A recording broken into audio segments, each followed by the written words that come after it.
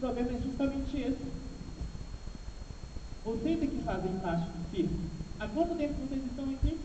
Há muito tempo, até que sim. Então, se alguém deve ser expulso, é ele, não você. Cala a boca! Você tem anos, mas vocês querem um espetáculo melhor do que esse? Dois palhaços atrapalhões que vivem sem CCC e por isso vivem sem meter confusão. Senhor Manda-Chuva, quem deve ir embora desse circo é você, que é mau, arrogante e intransigente.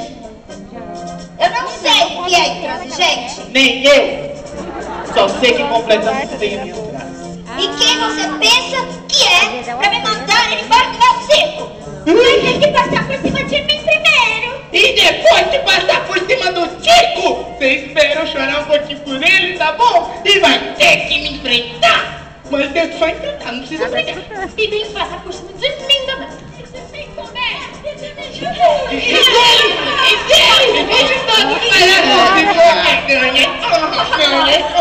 Mas espera aí, gente. Quem é que vai agora comandar e liderar essa apresentação do circo? Quem melhor for atrapado que está aqui todas as noites apresentando o circo? Eu?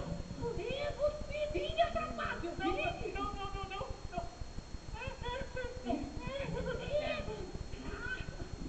vendo como foi fácil enfrentar o Manda-Chuva? Olha aí.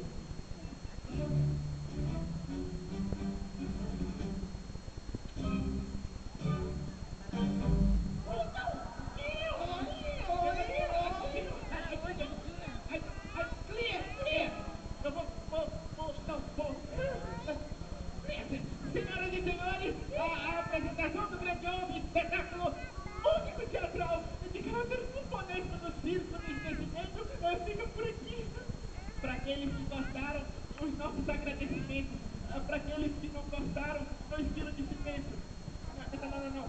Pensamento. E não perca o próximo